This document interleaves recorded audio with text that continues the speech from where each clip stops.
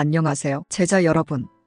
오늘은 여러분이 무예를 수련하면서 꼭 알아야 할 중요한 주제인 자기 자신을 지키는 것에 대해 이야기해 보려고 합니다.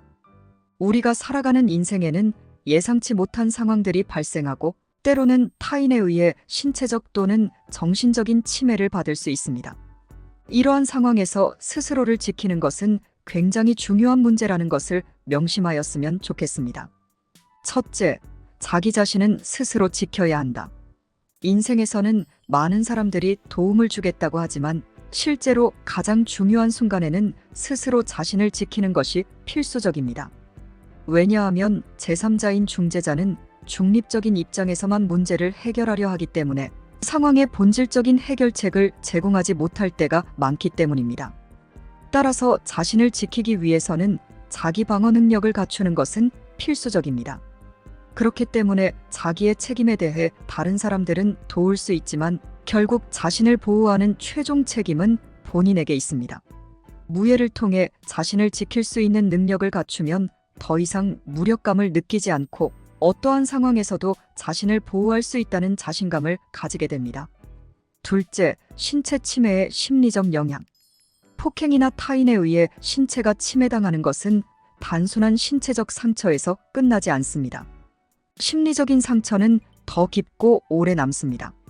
신체적인 상처는 시간이 지나면서 회복될 수 있지만 정신적인 상처는 트라우마로 이어질 수 있습니다.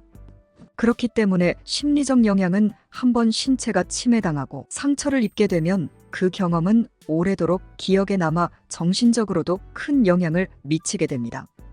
특히 자신을 지키지 못했다는 무력감이나 수치심은 피해자를 더 깊은 고통에 빠뜨립니다. 그리고 가해자의 무책임에 대한 더 큰 문제는 가해자는 이런 고통에 대해 별다른 책임을 느끼지 않는다는 점입니다. 많은 가해자들은 그 상황을 잊고 자신의 일상으로 돌아가며 오히려 피해자만 그 상처를 안고 살아가게 되는 불공평한 구조가 생깁니다. 셋째, 자기 방어의 중요성. 앞서 이야기한 이러한 이유 때문에 자기 방어는 필수적인 능력입니다. 무예 수련을 통해 우리는 자신을 지킬 수 있는 기술을 배우는 것뿐만 아니라 그로 인해 정신적으로도 더 강해지고 자신감 있게 살아갈 수 있게 됩니다. 그렇기 때문에 신체적 보호 능력은 우리가 예기치 못한 상황에서 몸을 보호할 수 있도록 도와줍니다. 우리는 공격을 피하거나 반격할 수 있는 기술을 배우고 이러한 기술은 실제로 위험한 상황에서 매우 중요한 역할을 합니다. 그리고 심리적 안정을 통해 우리는 단지 신체적인 기술을 배우는 것뿐만 아니라 스스로 지킬 수 있다는 자신감과 안정감을 얻게 됩니다. 이것은 심리적인 회복력과 자존감을 키우는데 중요한 역할을 합니다. 우리는 스스로를 지킬 수 있다는 믿음을 갖게 되며 어떤 위협적인 상황에서도 당황하지 않고 대처할 수 있는 정신적인 강인함을 기릅니다. 넷째, 자신을 지킬 준비가 되어 있어야 한다. 결국 자기 방어는 단순히 신체적 기술만을 습득하는 문제가 아니라 자신의 존엄성과 안전을 지키는 것과도 관련이 있습니다. 아무도 우리를 대신해서 완벽히 지켜줄 수 없기 때문에 우리는 스스로 자신을 보호할 준비가 되어 있어야 합니다. 자기 방어를 하지 못한 피해자는 불행하게도 신체적, 심리적 고통 속에 남게 되며 그 상처는 쉽게 지워지지 않습니다.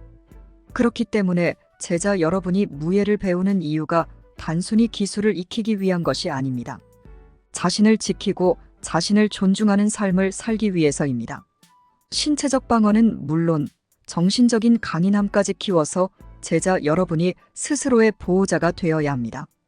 인생에서 나를 지킬 사람은 나 자신밖에 없다는 점을 기억하며 수련을 통해 몸과 마음을 더 강하게 만들어가길 바랍니다.